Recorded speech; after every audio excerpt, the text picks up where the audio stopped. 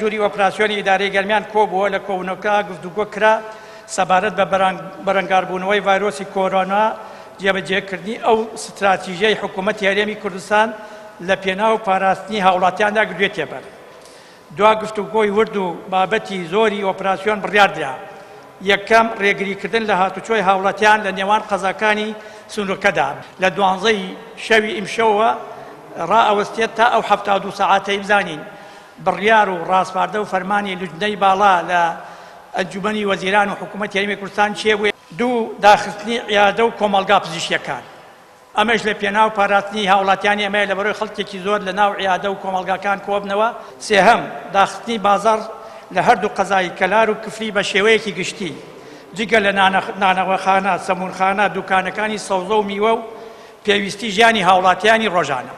چوار ڕێگیریکردن لە گشت سەیرانی هاوڵاتیان وەکو لە بڕیارەکانی پێشووتر تا هاتووە. پێنجەم دەستگاکانی ئاسایش و پۆلیس ڕێگری دەکەن لە گرتبوونەوەی هاوڵاتیان لە شوێنە گشتیەکاندا.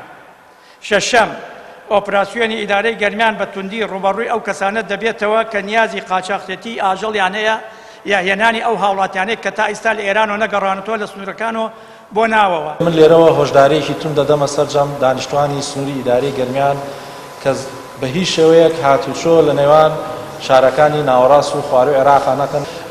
ئێمە لێرە گەرنتینەمان دروست کردووە، لێرە نەخۆشخانەی تایبەتمان جیا کردوێتەوە، ئەمانەمان کردووە و لە ناو ئەوانیشا حاڵەتەکان هەیە پێمان وایە کە بەربڵاوترە لەوەی کە وەزارەتی تەندروستی حکوومەتی عێراقی ئەلانی دەکات.